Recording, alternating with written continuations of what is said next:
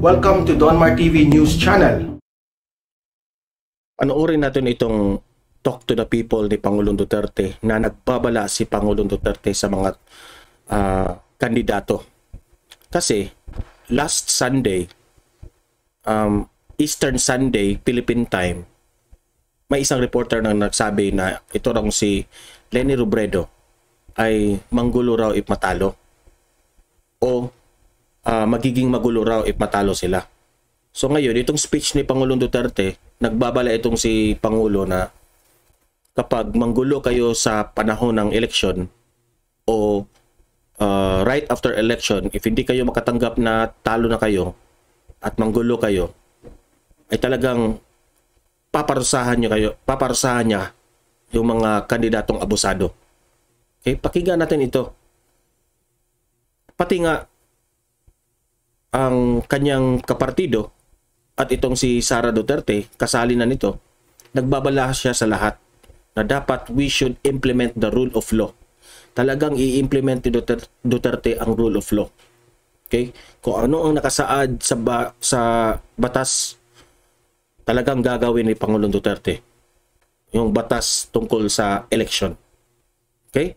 So, i-play natin itong video, mag-react tayo dito, mag-comment tayo dito.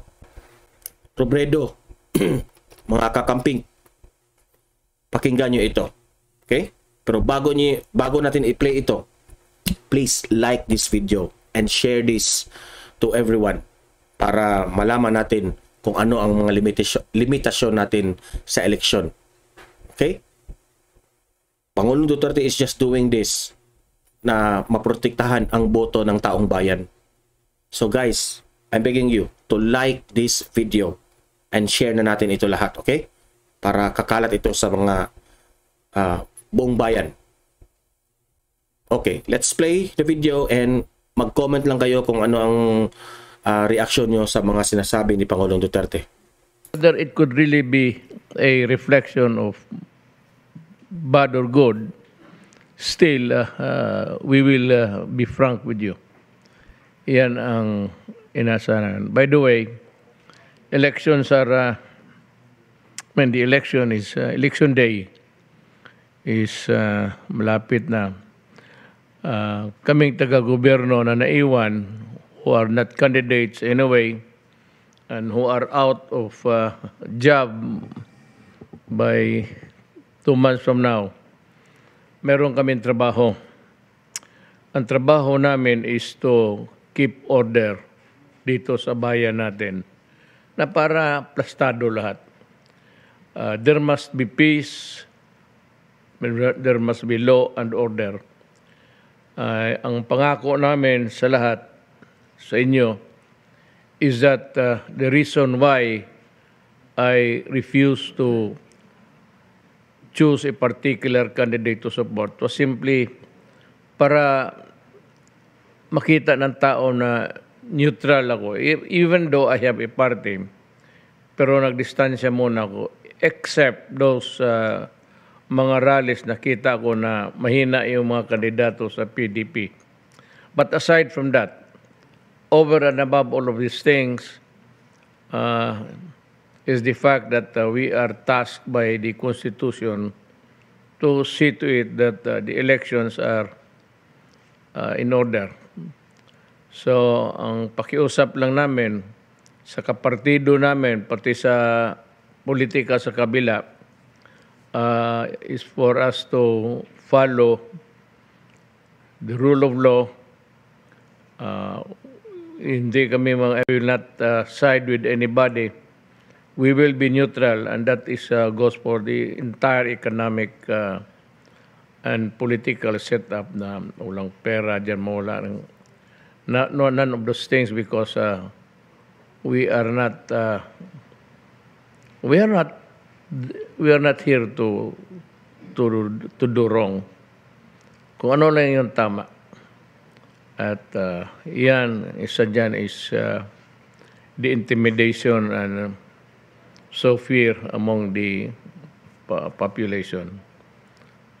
Second is yung, which is really ought to be the first warning, is that we will not countenance or allow yung disorder, nor intimidation, nor violence. We will remain neutral and will see to it that the true will of the people lalabas sa eleksyon na to. So, walang takutan, we have decided, I've communicated this to the cabinet, that ang rules should really be followed yung alunan doctrine na lang. Mas maganda yon, that more than 2 bodyguards would be considered a private army. So, kung sino may mga kandidato, you limit yourself. And if you think that there is danger to your person in a certain place or a certain person, ipatawag ng RD o ipatawag ng Chief of Police at kausapin na iwasan lang yung away, lalo na gamit ng armas. The law enforcement and all are mandated to yung armas without the license plus the COMELEC permit is important. Kung wala ka niyan, you will be arrested and prosecuted for violation of the election laws. Kung walang lisensya, may patong na yan, illegal possession, that's another thing.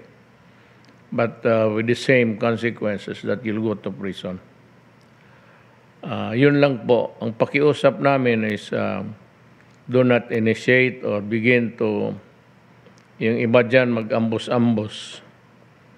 Well, pwede man ninyong gawin yan, pero sasabihin namin yan sa inyo na hindi kami papayag dito na inantasan ng Constitution to see to it that the elections will be fair and honest.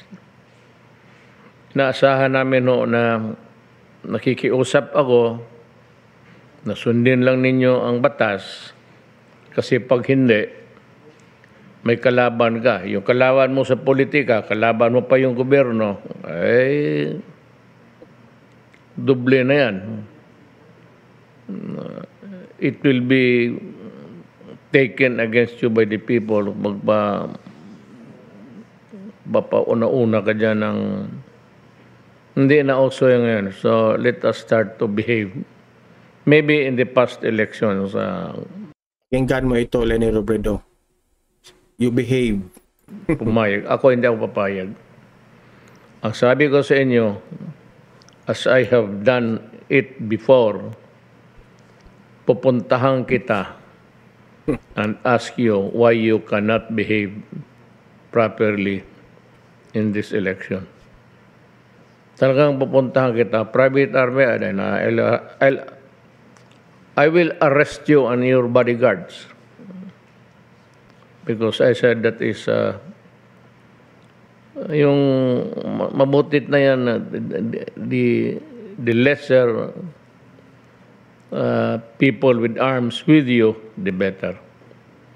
Kung may fears ka, then let you might write to the COMELEC or let them know, and to the police and military. Hindi naman tayo nagkulang sa kung takutan. Wala yan. It's out of the question.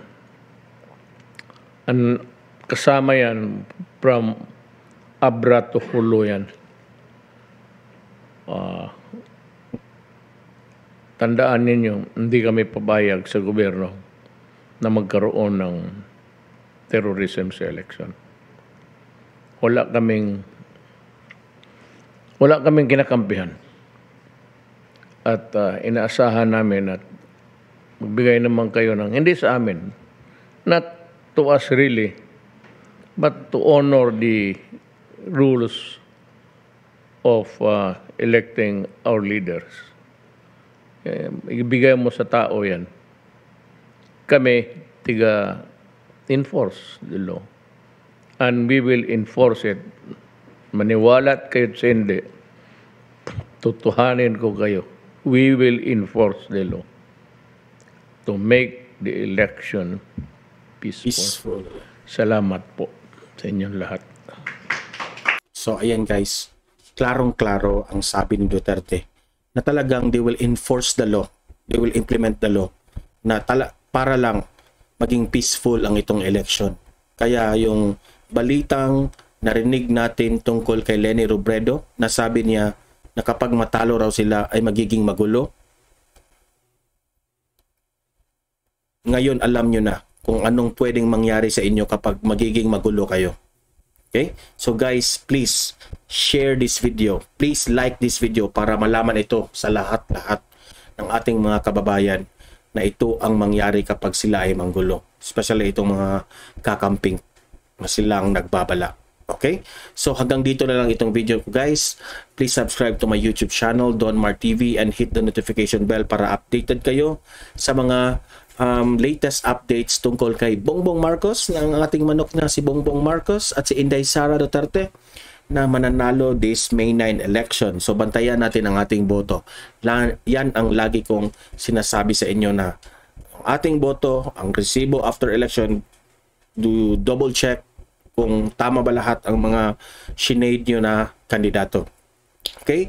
So like it now para ito kakalat sa algorithm. Okay? So hanggang dito na lang. Have a good day everyone. Mahalin natin ang Pilipinas. See you in my next video and have a blessed day.